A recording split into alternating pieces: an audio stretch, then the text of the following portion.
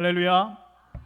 오늘도 예배를 통하여서 또한 우리의 찬양과 또 기도와 또 말씀을 통하여서 우리 가운데 주시는 하나님의 은혜와 평강을 누리시는 복된 주일 예배, 복된 은혜의 시간 되실 수 있기를 주님의 이름으로 축복합니다.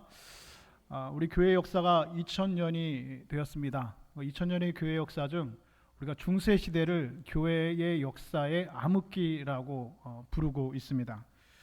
중세교회가 암흑기였다라고 하는 가장 확실한 역사적인 증거는 바로 16세기 로마 카톨릭 교회가 판매하였던 면죄부에서 찾을 수가 있습니다.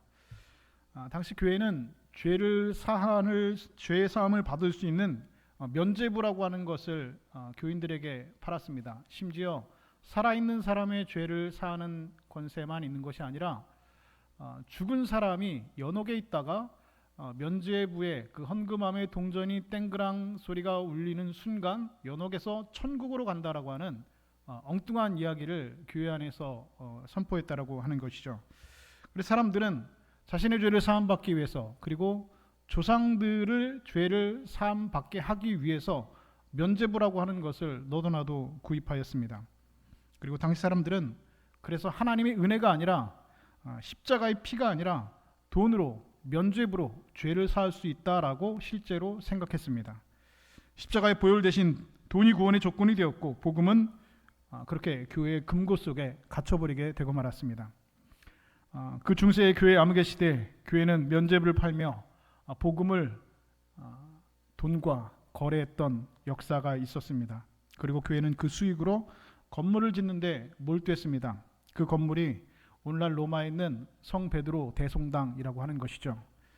오늘도 수많은 관광객들이 그곳에 찾아서 그 건물의 화려함과 규모에 감탄하지만 사실은 그 교회는 오늘날 구경만 하고 나오는 교회가 되고 말았습니다. 사실 성 베드로 대성당은 중세교회, 그 교회의 암흑의 시대, 복음이 왜곡되고 거래된 교회의 부끄러운 역사의 현장이라고 할 수가 있을 것입니다. 당시의 복음은 교리의 중심이 아니라 재정의 수단이 되고 말았다라고 하는 것입니다. 그러나 그 어둠 가운데 산 젊은 수자 마틴 루터가 로마서 1장 17절 말씀을 붙잡았습니다. 복음에는 하나님의 의가 나타나서 믿음으로 믿음에 이르게 하나니 기록된 바 오직 의인은 믿음으로 말미암아 살리라 함과 같으니라.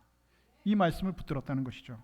그리고 그는 그 수많은 편지에서 절규하듯 이렇게 외치고 있습니다. 교회가 오늘날 복음을 이뤘다는 겁니다. 오늘날 이 중세 카톨릭 로마 교회가 복음을 이뤘다는 것입니다. 그리고 이 복음을 다시 살려내야 한다는 것입니다.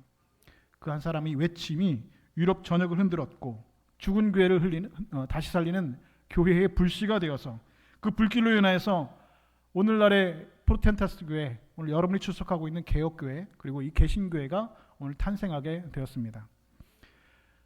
여러분, 오늘 저와 여러분이 마주한 이 주제는 단순한 비판이 아니라 교회의 생명과 직결된 심각한 경고가 되어집니다. 교회가 복음을 모른다는 사실은 단순히 지식의 부족이 아니라 심장 박동을 잃은 몸과 같은 것입니다. 우리가 교회라고 부르라고 하는 이 모임이 존재할 수 있는 이유는 바로 오직 복음이 있었기 때문입니다. 그리고 이 복음으로 인하여서 교회가 이 땅 가운데 탄생하게 되었습니다. 그렇게 루터가 종교개혁을 시작한 지 500년이 지난 오늘, 그럼에도 불구하고 오늘날 많은 교회가 이 복음에서 점점 멀어지고 있는 우리는 안타까운 소식들을 우리는 접하게 됩니다. 예배당은 여전히 사람들로 차고 넘치고, 아름다운 찬양은 여전히 예배당에서 울려 넘치고 있지만 그 중심에 있어야 될 그 십자가의 복음은 점점점 희미해지고 있다라고 하는 것이죠. 마치 등불은 켜져 있지만 불꽃이 꺼져버린 등잔과 같고, 뿌리는 잘려 있지만 꽃병 속에 들어가 있는 화려한 꽃과 같은 것입니다. 겉으로는 생명이 있는 것처럼 보이지만 실제로는 죽어 있는 것입니다. 요한계시록 3장 1절에서 주님께서는 사대교회를 향하여서 이렇게 말씀하셨습니다. 내가 살았다는 이름은 가졌으나 실상은 죽은 자라는 겁니다. 이것은 여러분 교회에게 하신 말씀입니다. 요한계시록에 7교회 중에 사대교회에게 주님께서 하신 말씀입니다. 너희가 살았다는 이름은 가졌으나 실상은 죽은 자라는 겁니다. 다시 말해서 교회가 죽어 있다라고 주님께서는 명백하게 경고하시고 말씀하시고 있다는 겁니다. 그리고 오늘날 수많은 교회가 바로 그와 같은 위기 속에 놓여 있는 것이 사실입니다. 예수님께서는 마가복음 8장 36절에서 이렇게 말씀하셨습니다. 사람이 온 천하를 잃고도 자기 목숨을 잃으면 무엇이 유익하리요? 저는 여러분 예수님의 이 질문이 한 개인을 향한 물음이 아니라 오늘 교회를 향한, 교회의 모습을 향한 날카로운 거울이라고 저는 생각이 되어집니다. 오늘 많은 교회들이 사람들에게 이렇게 이야기합니다. 인생에서 성공하려면 이렇게 하십시오. 인간관계를 원만하게 하려면 이렇게 관리하십시오. 행복을 원하게 하든 이렇게 하십시오 라고 교회에서 교인들에게 이야기합니다. 물론 여러분, 교회 성공도, 인생의 성공도 중요하고 인간관계도 중요하고 행복도 물론 중요합니다. 교회 안에서 얼마든지 선포될 수 있는 메시지인 것은 사실입니다. 그러나 교회 안에서 정작 영혼을 살리는 가장 중요한 메시지, 바로 죄와 심판과 구원의 십자가의 복음의 메시지는 점점 사라지고 있다라고 하는 것이죠. 교회는 사람들의 귀를 즐겁게 하는 말에는 익숙하지만 그들의 영혼을 울게 하는 복음의 진리에는 점점 오늘날 침묵하고 있습니다. 어떤 분이 암에 걸렸습니다. 검사를 해보니까 말기암이었습니다. 석 달밖에 살지 못한다고 합니다. 그런데 의사는 그 환자를 불러다가 이렇게 이야기합니다. 어르신, 별거 아닙니다. 퇴원하셔서 집에 가셔서 좋은 거 드시고 좋은 데 다니시고 좋은 생각하시며 계십시오 라고 얘기합니다. 환자는 의사의 그 말에 잠시의 위로는 받았을지 모르겠지만 결국 병이 깊어져 죽음에 이를 수밖에 없다는 것이죠. 오늘날 교회는 이런 치명적인 오류에 빠져 있는 것은 아닐까라고 하는 질문을 우리 스스로에게 해봐야 합니다. 여러분, 사도 바울은 고린도전서 15장에서 복음의 본질을 분명하고도 명확하게 이렇게 규정하고 있습니다. 복음이란 그리스도께서 우리의 죄를 위해서 죽으시고 사망 권세를 이기시고 3일 만에 부활하신 역사적인 사건이 복음이라고 오늘 우리에게 분명하게 말씀하고 있습니다. 그럼 복음은 단순한 교리나 그리고 단순한 교회의 전통을 말하는 것이 아닙니다. 복음은 하나님께서 온 인류를 구원하시기 위하여서 인간의 시간 속에 들어오셔서 실제로 행하신 역사적인 사건입니다. 그러나 오늘날 교회는 이 복음을 마치 오래된 전설이나 오래된 사진쯤, 오래된 박제된 사진쯤의 일부로 여기고 있는 것이 아닐까라는 하는 것이죠. 십자가는 교회의 상징이 되었고 교회의 장식이 되었고 부활은 계란이나 나누는 기념일의 행사쯤으로 남아 있습니다. 또한 교회 강단에서는 이 땅에서의 실용적인 조언과 도덕적인 교훈 그리고 자기 개발의 말들이 오늘 복음의 말을 대신하고 있습니다. 그러나 여러분, 분명한 것은 도덕은 사람을 구원하지 못한다는 것입니다. 그리고 선행은 인간의 죄를 구원해 본 적이 없습니다. 오직 십자가에서 이르신 예수 그리스도의 보혈만이 죄인을 의롭다 하시는 유일한 하나님의 능력임을 믿으시는 저와 여러분 되실 수 있기를 주님의 이름으로 축복합니다. 혹시 우리 교회 처음 오시는 분들 중에 설교를 들으면서 야, 이 교회는 설교가 좀 세다 뭐 이렇게 느껴지는 분이 계신지 모르겠습니다. 지난주에는 뭐 지옥에 간다 어쩐다 이렇게 얘기하더니 오늘은 또 뭐 십자가에 뭐 피가 어떻고 뭐 이런 얘기하니까 설교가 좀 세다 이렇게 느끼시는 분이 혹 계실지 모르겠습니다. 여러분, 제 설교가 여러분 좀 세게 느껴지십니까? 그러실 수도 있죠. 근데 저는 저의 설교가 뭐 세거나 거칠다고 생각하지 않습니다. 이것은 여러분 결코 거친 말이 아닙니다. 마땅히 선포되어야 될 여러분 십자가의 복음의 말씀입니다. 그런데 오늘 이 복음이 교인들에게 불편한 진실로 들린다면, 그리고 이 복음의 말이 여러분들에게 마주하고 싶지 않고 외면하고 싶은 말로 여러분 들린다면 그것은 여러분 설교가 세서가 아니라 이미 여러분의 귀가 말랑말랑한 다른 메시지에 이미 익숙해져 있는 것은 아닐까라고 하는 질문입니다. 세상의 말에는 웃고 감동적인 이야기에는 눈물을 흘리지만 십자가의 복음 앞에서는 마음이 굳어버린 그런 세대, 그것이 오늘 교회의 비극은 아닐까라고 하는 생각을 여러분 미룰 수가 없습니다. 찰스 스펄전 목사님이 어느 날 서재에서 혼자 울고 있었다고 합니다. 그러자 아내 수잔나 사모님이 목사님에게 이렇게 물었습니다. 아니 목사님 왜 우십니까? 무슨 일이 있으십니까? 왜 이렇게 울고 계세요? 그러자 스펄전 목사님이 이렇게 대답했다고 합니다. 여보, 오늘은 정말 슬픈 날이야. 왜요? 왜 슬픈 날이에요? 오늘은 정말 슬픈 날이야. 왜냐하면 아무리 십자가를 생각해도 내 눈에서 눈물이 나지 않아 라고 목사님이 대답했다는 것이죠. 여러분, 이 한마디는 한 개인의 감정의 표현이 아니라 복음 앞에서 그 감격이 식어버린 자신의 영혼을 향한 여러분 통곡의 말이었습니다. 그런 복음을 전하는 설교자였지만 그리고 복음을 전하는 목사였지만 그 순간 자신의 마음이 십자가의 감격에서 어느 순간 멀어져 있다는 것을 깨닫고 눈물로 회개했다라고 전해지고 있습니다. 여러분 십자가를 생각하고 눈물이 났던 적이 언제인지 여러분 기억이 나십니까? 내가 받은 고통 때문에 눈물이 난 것이 아니라, 내가 받은 상처 때문에 기도하다가 눈물이 난 것이 아니라, 십자가 앞에서 내 죄가 너무 아파서, 내 죄가 너무 쓰리고 아파서 십자가 앞에서 울며 눈물을 흘리며 회개했던 기억이, 여러분 그 마지막 기억이 언제인지 여러분 기억이 나십니까? 여러분 복음을 지루하게 여기는 교회는 이미 여러분 진리의 빛을 잃어가고 있는 교회입니다. 실제로는 얼마나 많은 교인들이 교회를 오래 다녔음에도 불구하고 십자가의 복음이 정확하게 무엇인지 알고 못한 채 살아가고 있습니다. 수십 년 동안 교회에서 출석을 하고 교회에서 봉사를 하고 교회에서 여러 가지 활동에 참여하고 있지만, 심지어 직분자가 되었음에도 불구하고 정작 복음이 무엇입니까? 라고 물으면은 말문이 막히는 경우가 있다라고 하는 것이죠. 그 이유는 그들의 신앙이 바로 복음의 생명이 아니라 일종의 교회의 전통과 종교적인 관습과 습관으로만 박제되어 있기 때문입니다. 이런 신앙은 성경이 말하는 구원의 본질은 붙잡지 못한 채 외형적인 활동과 종교적인 습관으로만 채워진 신앙에 불과할 것입니다. 그리고 결국 그것은 성경이 말하고 있는 모래 위에 지은 집과 여러분 다름이 없습니다. 비가 내리고 바람이 불면 흔적도 없이 어느새 무너져 내린다라고 하는 것이죠. 저는 목회를 하면서 그런 분들의 신앙들을 많이 보았습니다. 실제로 바람이 불고 시험이 불면 그 믿음이 알곡인지 쭉정인지 드러나는 신앙들이 얼마나 많이 있는지 모릅니다. 여러분 예배당 안에 그냥 앉아 있다고 해서 여러분 구원받은 것이 결코 아닙니다. 여러분 교회 활동에 열심히 참여한다고 해서 하나님과의 올바른 관계에 있다라고 하는 것도 여러분 결코 아닙니다. 복음에 뿌려지지 내리지 않는 신앙은 여러분 반드시 흔들리고 무너질 수밖에 없습니다.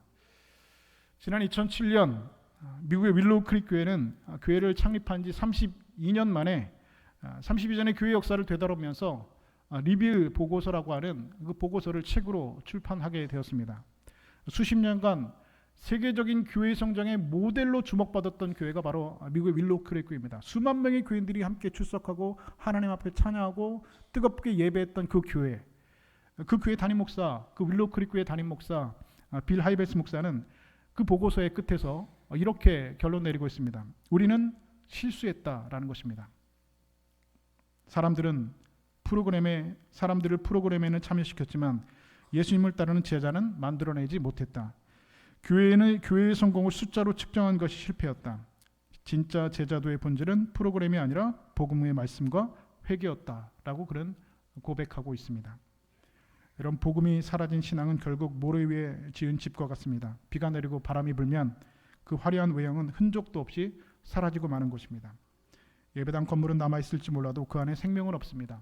예배드리는 사람도 없습니다. 단지 그 건물을 구경하는 구경꾼, 관광객들만 남게 될 것입니다. 찬양은 그 교회 안에 울려 퍼질지 모르겠지만 그 중심의 십자가의 능력은 사라지게 될 것입니다. 여러분 사단은 교회를 무너뜨리는 가장 확실한 방법이 무엇인지 오늘날도 정확하게 알고 있습니다.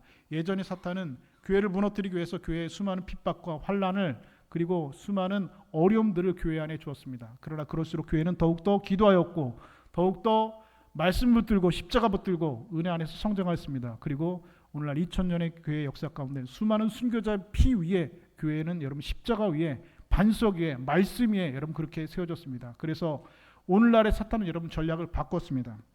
그것은 바로 교회를 무너뜨리는 가장 확실한 방법이 교회에 핍박을 하고 교회를 환난을 주고 교회에게 어려움을 주어서 교회가 무너지게 하는 것이 아니라 교회 안에 있는 그 복음을 변질시키는 것이라는 것을 교회 사탄은 너무나 잘 알고 있습니다. 그래서 사탄은 교회를 정면으로 공격하지 않습니다. 오늘날 사탄은 예배당의 문을 닫아버리는 것보다 복음을 변질시키는 것이 훨씬 더 효과적이라는 사실을 너무나도 잘 알고 있습니다. 그래서 사탄은 교회 안에 거짓 교사들을 세우고 사람들의 귀를 즐겁게 하는 메시지를 흘려옵니다. 그리고 결국 복음의 변질은 서서히 희석되기 시작합니다. 이것은 마치 정수기에 독을 한 방울 떨어뜨린 것과 같습니다. 겉으로는 아무런 문제 없는 깨끗한 물처럼 보이지만 그 물을 마시는 순간 생명을 위협하는 독이 몸 안에 스며들게 된다는 것입니다. 교회 안에서는 십자가의 능력은 가려지고 죄와 회개의 메시지가 사라질 때 사람들은 스스로 안전하다 착각하며 멸망의 길로 그들도 모른 채 나아가게 됩니다. 여러분, 이것이 사탄이 오늘날 가장 교묘하게 교회를 무너뜨리는 전략이고 교회를 교묘하게 문을 닫게 하는 치명적인 공격이 되어진다는 것입니다. 갈라디아서를 보면 교회 안에 들어온 거짓 교사들이 이렇게 그 교회 교인들을 혼미케 하고 그 교회 교인들을 미혹시켰습니다. 그것은 바로 믿음보다 율법의 행위를 지켜야 구원을 받는다는 것이었습니다. 복음의 핵심은 오직 의인은 믿음으로 말미암아 산다는 겁니다. 복음으로 의에 이른다라고 성경은 분명히 말씀하고 있습니다. 그런데 이 갈라디아 교회에 들어온 거짓 교사들은 믿음으로만 구원받는 것이 아니라는 겁니다. 율법의 행위가 있어야지 구원받는다라고 그들은 말했습니다. 그들이 그렇게 말했을 이유는 분명히 있죠. 그것은 바로 유대교의 그런 강력한 영향이 있었습니다. 그리고 뿐만 아니라 그 당시에 유행했던 이방 종교들의 영향들이 있었다는 것이죠. 오늘날 여러분, 우리도 다르지 않습니다. 우리 주변에 있는 많은 종교들은 여러분, 구원의 조건을 여러분 선행이나 그리고 인간의 공로나 인간의 행위로 구원받을 수 있다. 그리고 그것으로 천국에 갈 수 있다라고 가르칩니다. 언뜻 들으면 그것이 맞는 것 같죠. 어떻게 여러분 내가 아무것도 하지 않아도 천국에 갈 수 있다라고 여러분 우리가 생각할 수 있겠습니까? 언뜻 들으면 그것이 맞는 것처럼 들립니다. 그러나 성경은 결코 그렇게 말하고 있지 않습니다. 인간의 행위로 구원에 이를 수 있다라고 성경은 말하고 있지 않습니다. 도덕은 인간을 구원할 수 없습니다. 그리고 성경 어디를 보아도 선행으로 인간이 죄를 씻었다라는 말은 기록되어 있지 않습니다. 하나님께서 이미 완성하신 그 복음에 인간의 공로를 교묘히 덧붙임으로써 복음을 교묘하게 변질시키는 겁니다. 오늘날 교회 안에도 그런 복음이 얼마나 많이 있는지 모릅니다. 어떻게 내가 해야지 구원받는다는 겁니다. 내가 어떻게 해야지 복을 받는다는 겁니다. 내가 어떻게 해야지 하나님 앞에 은혜를 덧입는다라고 구원을 받는다라고 천국에 간다고 말한다는 것이죠. 그러면 여러분, 그것은 분명히 성경적인 교리가 아닙니다. 사도 바울은 갈라디아 교회에 들어온 이런 거짓 교사들에 대해서 매우 분노하였습니다. 그리고 오늘 본문 7절에서 단호하게 외쳤습니다. 다른 복음은 없나니 다만 어떤 사람들이 너희를 교란하여 그리스도의 복음을 변하게 하려는 함이라. 다른 복음은 없나니라고 말했습니다.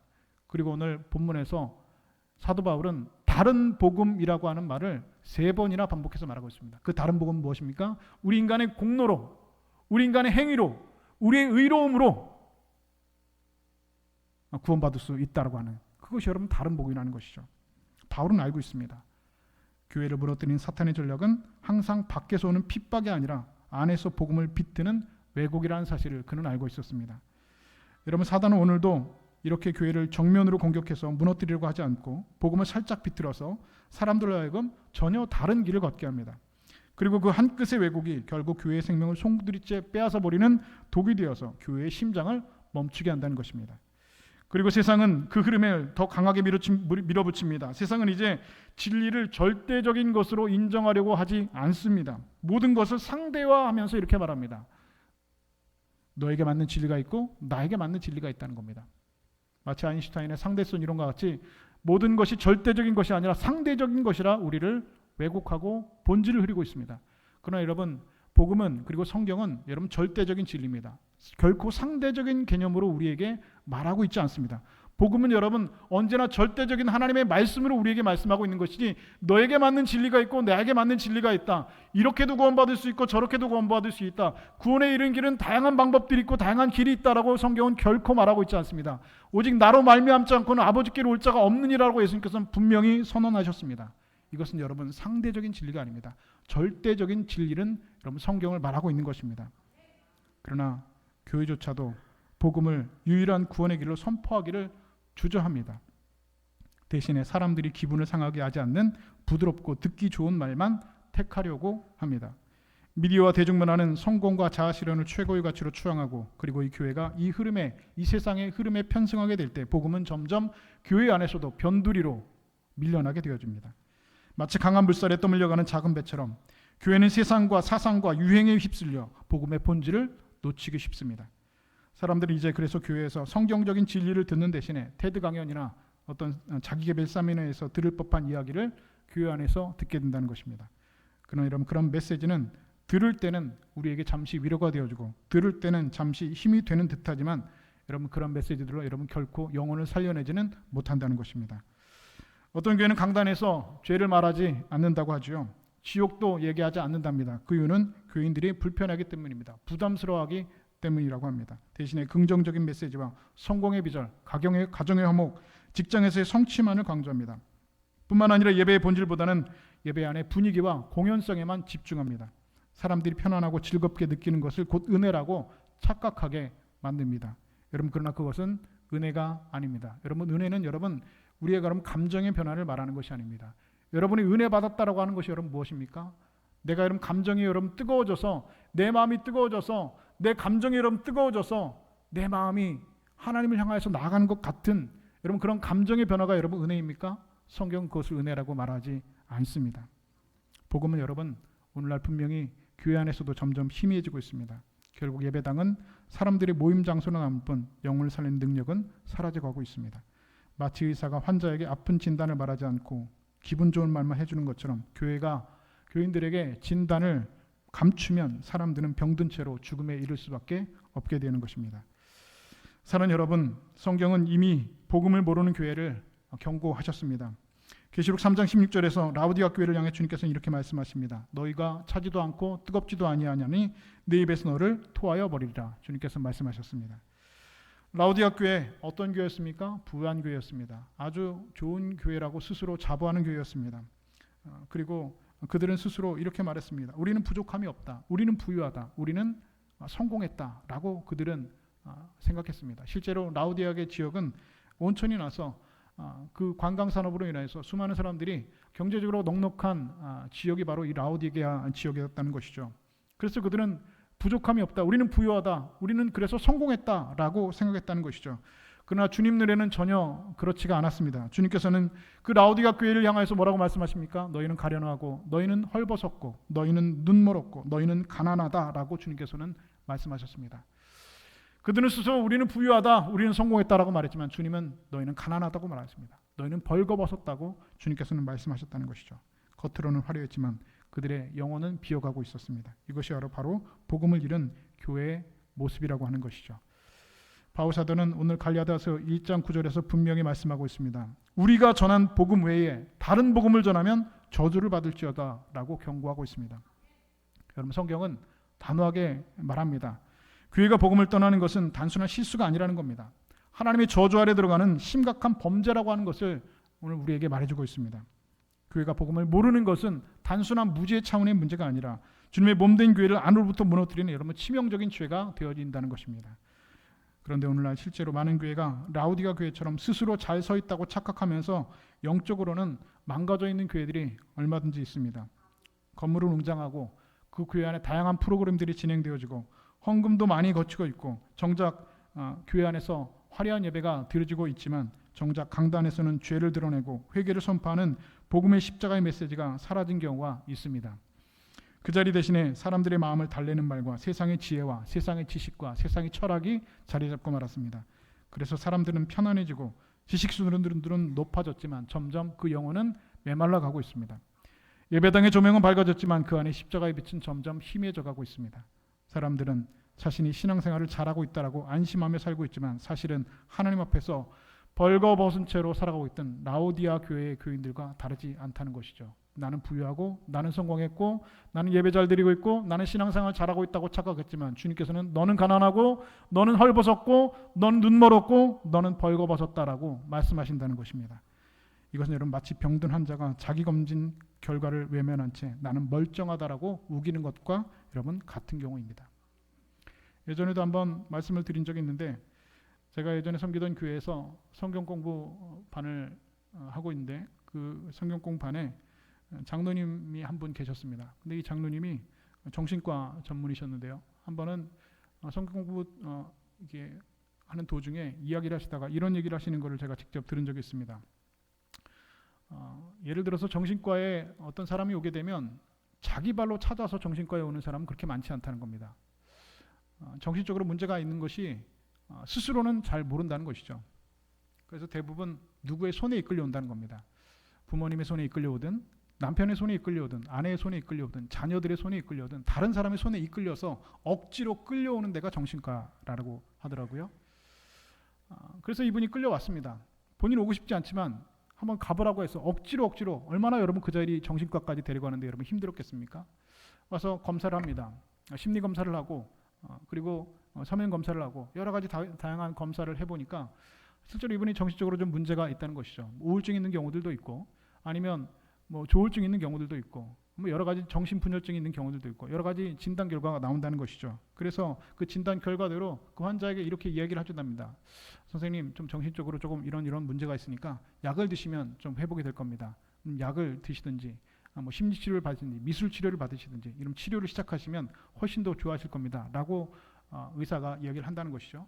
그러면 환자들의 반응은 딱 두 가지로 갈라진답니다. 첫 번째 반응은 무엇이냐면 첫 번째 환자의 반응은 그렇군요. 제가 좀 정신적으로 문제가 있군요. 그럼 제가 치료를 받아보겠습니다. 약도 좀 먹어보고 뭐 상담 치료도 좀 받아보고 이렇게 저렇게 치료를 받아보겠습니다. 라고 하는 분들이 있습니다. 그런데 그렇게 말하는 분들은 극소수에 불과한다는 겁니다. 두 번째 대부분의 경우들은 이렇게 다 대답합니다. 내가 미쳤다고요? 내가 정신적으로 문제가 있다고요? 당신 볼 땐 내가 미친 사람처럼 보입니까? 난 그런 거 필요 없습니다. 나는 멀쩡합니다. 나 아무 문제 없습니다. 라고 대부분의 사람들이 그렇게 대답을 한답니다. 그러면 여러분 의사가 억지로 그 환자를 데려다가 억지로 그 환자 입에다가 약을 먹일 수는 없잖아요. 그러면 돌아가게 될 수밖에 없죠. 뭐 본인이 치료를 받지 않겠다는데 어떻게 여러분 의사가 강권해서 억지로 치료를 받게 할 수는 없지 않습니까? 시간이 지난 다음에 한참이 지난 다음에 다시 그분이 온다는 것이죠. 그러면 이전의 상태보다 훨씬 더 심각한 상태가 되어서 병원에 찾아오게 된다는 겁니다. 그때는 환각이 보이고 환청이 들리고 정신이 완전히 더 이상 치료하기가 힘들 정도의 그 상태에서 다시 의사를 찾아오게 된다는 겁니다. 그리고 저에게 그 장로님께서 말씀해 주신 얘기는 정말로 충격적이었습니다. 그분이 그날 그 얘기를 하신 이유는 정신과 의사가 가장 힘든 날이 있답니다. 그때는 언제냐면 내가 치료하던 환자가 스스로 극단적인 선택을 해서 죽었다는 얘기를 들은 날이랍니다. 나에게 치료를 지금 받고 있습니다. 약을 먹고 있습니다. 그런데 그것을 이겨내지 못하고 그 치료를 견뎌내지 못하고 스스로 극단적인 선택으로 목숨을 스스로 버리는 그 일을 들은 날이 정신과 의사로서 가장 자괴감이 드는 날이고 가장 힘든 날이라고 하는 얘기를 들은 적이 있습니다. 여러분 병이 들었는데 그리고 건강검진 결과 문제가 있다라고 검사 결과가 나왔는데 나는 멀쩡하다라고 얼마든지 우기는 일들 우리 가운데도 여러분 있을 수 있습니다. 라우디게아 교회가 여러분 그랬습니다. 사뎃 교회가 그랬습니다. 사뎃 교회는 어땠습니까? 살았다는 이름은 가졌으나 실상은 죽은 자라라고 주님께서 진단하셨습니다. 라우디게아 교회는 어떻겠습니까? 나는 스스로 부유하다, 부족함이 없다, 우리는 성공했다라고 스스로 얘기했지만 사실은 주님께서는 너는 가련하고 너는 눈이 멀었고 너는 벌거벗었다라고 주님께서는 라우디게아 교회에 말씀하셨습니다. 오늘 우리 교회가 복음을 잃어버린 채 계속 나아간다면 결국 사뎃 교회와 라우디게아 교회 같은 책망을 여러분 피할 수가 없습니다. 그리고 성도들은 복음을 알지 못한 채 종교적인 열심만 붙잡아서 자기의 의에 빠지거나 끝없는 좌절 속에서 허우적거리게 됩니다. 여러분 이제 우리는 다시 우리 스스로에게 질문해 봐야 됩니다. 지금 내가 다니고 있는 교회는 우리가 다니고 있는 교회는 복음을 선포하는 교회인가 아니면 그렇지 않은 교회인가 라고 하는 질문입니다. 여러분들은 단순히 사람이 많이 모이고 활동이 활발하고 프로그램이 풍성하다는 이유로 여러분 좋은 교회다라고 여러분 생각하고 있지는 않으십니까? 그러나 여러분 교회 가치는 외적인 규모나 화려한 시설이 아니라 강단에서 하나님의 말씀과 예수 그리스도의 십자가의 복음이 온전히 전파되어지고 선포되어지고 있는가 아닌가라고 하는 것으로 여러분 교회가 가치가 여러분 결정되는 겁니다. 교회는 모여서 여러분 레크레이션 하는 곳이 아닙니다. 교회는 모여서 여러분 사회사업하는 것도 아닙니다. 물론 레크레이션과 같은 교제도 필요하고 여러분 교회 안에서 구제도 그리고 여러분 교회 안에서 여러 가지 여러분 외부적인 활동도 중요합니다. 그러나 여러분 교회의 가장 본질적인 가치는 무엇입니까? 그 안에서 예수 그리스도의 십자가가 복음이 선포되어지고 죄인을 구원하신 하나님의 십자가의 권세에 피 묻은 십자가의 권세가 선포되어지는 것이 여러분 교회가 되어야 될 줄로 믿으시는 여러분 되실 수 있기를 주님의 이름으로 축복합니다. 만약 설교에서 복음 대신 인간의 성공과 위로만을 듣고 있다면 여러분 그것은 여러분 이미 경고의 신호입니다. 우린 스스로에게 물어야 됩니다. 우리 교회가 정말 하나님 앞에서 바른 교회인지 복음으로 서 있는 교회인지 우린 스스로에게 물어볼 수 있어야 됩니다. 사랑하는 여러분, 복음을 모르는 교회는 여러분 서서히 죽어가겠지만 오늘도 복음을 다시 붙드는 교회는 반드시 여러분 다시 살아나게 될 줄로 믿습니다. 주님 오늘도 복음을 이루어가는 교회를 향하여서 말씀하고 있습니다. 너희가 돌이키라, 회개하라 말씀하고 있습니다. 복음은 우리를 부끄럽게 하지 않는 하나님의 능력이고 그 능력이 오늘도 우리의 생명을 살려내게 될 것입니다. 이제는 우리가 그 복음의 능력을 세상에 흘려내보내야 할 때라고 주님께서 말씀하셨습니다. 그리고 그것이 교회의 여러분 존재의 이유라고 주님께서 말씀하셨습니다. 지난주에도 말씀드린 것처럼 주님께서는 마지막 승천하시기 직전 제자들 향하여서 그의 마지막 그레이트 커미션이라고 하는 지상 명령을 말씀해 주셨죠. 너희는 가서 모든 민족으로 제자를 삼아 아버지 아들과 성령의 이름으로 세례를 주고 내가 너에게 가르쳐 지키게 하라. 볼지어다 간에 세상 끝날까지 너희와 항상 함께 있으리라 말씀하셨습니다. 땅끝까지 복음 전하라 말씀하셨습니다. 이런 복음 지키는 것으로 멈추지 말고 우리는 복음 전하는 자리로 여러분 나아갈 것입니다. 그것이 오늘 여러분과 교회가 모이는 여러분 존재의 이유이고 교회의 가치가 여러분 되어지는 것이죠. 다가오는 11월 23일 우리 다모인데이는 여러분 단순한 초청의 날이 아닙니다. 복음을 회복한 교회가 여러분 복음을 전하는 날입니다. 복음을 머리로만 아는 교회가 아니라 가슴으로 전하고 삶으로 증거하는 여러분 날이 바로 그 날이 되어지는 것입니다. 하나님은 오늘도 복음을 전하는 그 사람을 오늘도 찾고 계십니다. 세상은 여전히 다른 복음들로 넘쳐나고 있지만 우리는 다시 외쳐야 됩니다. 그것은 무엇입니까? 다른 복음은 없다라는 겁니다. 인간의 선행이 인간의 죄를 씻은 적이 없습니다. 도덕이 여러분 우리를 구원하지 못합니다. 여러분의 선한 행위로 여러분의 공로로 여러분 구원받지 못합니다. 예배당에 앉아 있다고 구원을 담보할 수 없습니다. 교회 안에 종교적인 모임에 참석하고 있다고 해서 하나님과의 관계가 올바르다고 여러분 담보할 수 없습니다. 여전히 우리는 입술로 우리의 눈물로 섬김으로 예수 그리스도의 십자가의 복음을 전하시는 여러분 되실 수 있기를 바랍니다. 그 복음의 한마디가 오늘도 죽은 영혼을 살려내는 것입니다. 그 복음의 한마디가 오늘도 지옥 가는 영혼을 사망에서 여러분 생명으로 옮겨내는 것입니다. 그 복음의 빛이 어둠 속에 있는 한 사람을 오늘도 생명의 빛으로 여러분 인도하게 될 줄로 믿습니다. 여러분 우리 다모인데이 그 한 영혼이 돌아오는 그 감격의 눈물이 오늘 저와 여러분 우리 교회 모두의 여러분 눈물이 되기를 소망합니다. 간절히 바라기는 복음을 이루는 세상 속에서 우리 교회가 복음을 전하는 교회, 복음을 붙드는 교회, 복음으로 서는 공동체가 되기를 주님의 이름으로 축복합니다. 이렇게 예수 그리스도의 십자가, 그 십자가의 복음이 오늘 저와 여러분 우리 교회의 심장이 되어서 그 복음을 들고 세상 가운데 나아가서 복음을 증거하고 그리스도의 향기로 살아가시는 저와 여러분 하늘의 백성들 다 되실 수 있기를 우리 주님의 이름으로 간절히 축원드립니다.